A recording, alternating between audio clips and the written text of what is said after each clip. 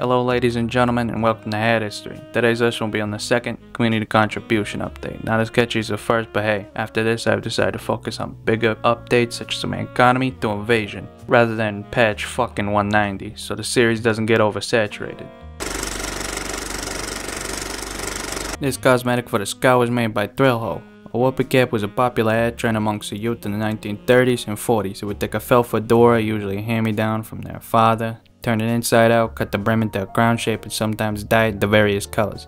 They also put pins, keychains, and bottle caps on the cap to give their own hat personality. Also, the description has a reference to Jughead from Archie Comics, which was created 78 years ago and still has a syndication today.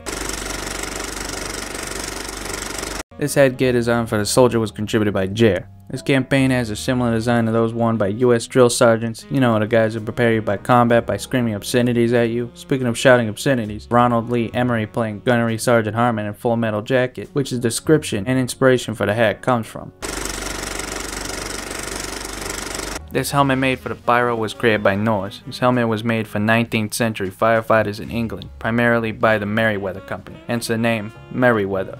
Also, I never really noticed, but when a hat has a vintage in their name, and they have a vintage quality, they're called vintage something. You know, like a vintage Merryweather. Like, yeah, that shit's so fucking old, gotta double the fucking vintage on that shit. This hat was contributed by Barlam. Yes. Yes.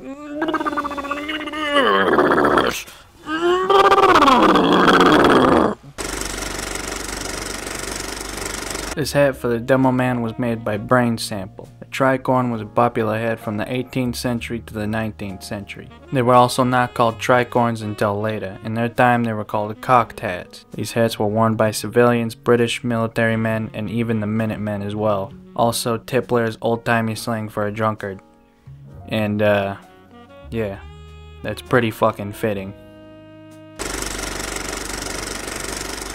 This headgear designed for Heavy was contributed by Sith Happens and Tasty Cakes. Whoa, we got ourselves a double team here. Also, the bandana shares a similar appearance with Heavy from Team Fortress Classic. So, yep, that's the one. That's him. These headphones for the Engineer were made by Kronos.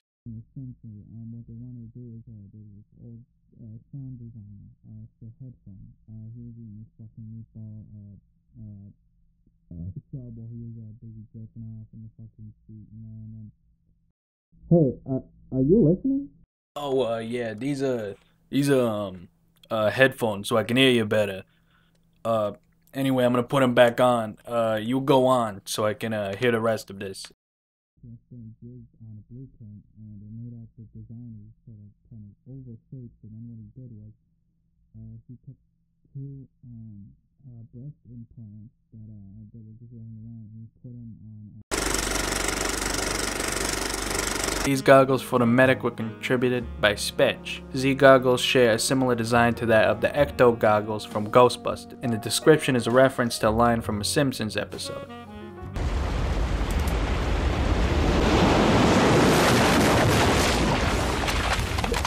My eyes, the goggles do nothing.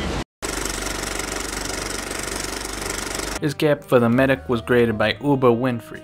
This is just an ascot cap, you know, the type of cap you see on a stereotypical golfer. A lot of people confuse this hat with flat caps, but ascot caps are more round. Since I didn't have much for this hat, so here's my favorite joke from Caddyshack.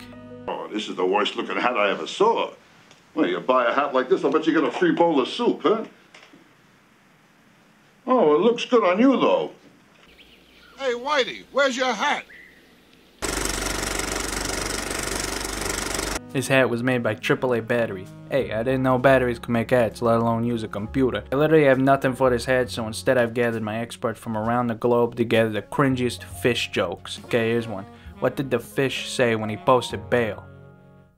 I'm off the hook. How does a fish know how much they weigh? Because they have their own scales.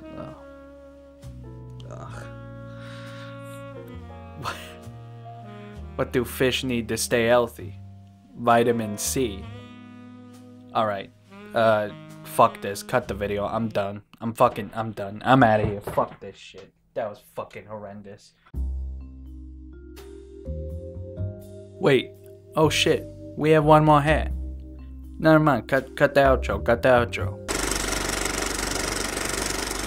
This hat for the spy was contributed by both Dayamo and Mr. Roizo. This hat is pretty on the nose with its title, but the original name was bourgeois beret, which could have many references, I'm guessing, on these, but the term bourgeois is used to talk about the middle class, but that's not what I think the hat's origin name is a reference to. I think it might be a reference to an artist by the name of Louis Bourgeois, who was a sculptor, painter of very abstract art, and sometimes taking inspiration from the human body and made very large and amazing sort of set pieces, if you will, such as the Man, which is a 30-foot sculpture of what looks like a spider,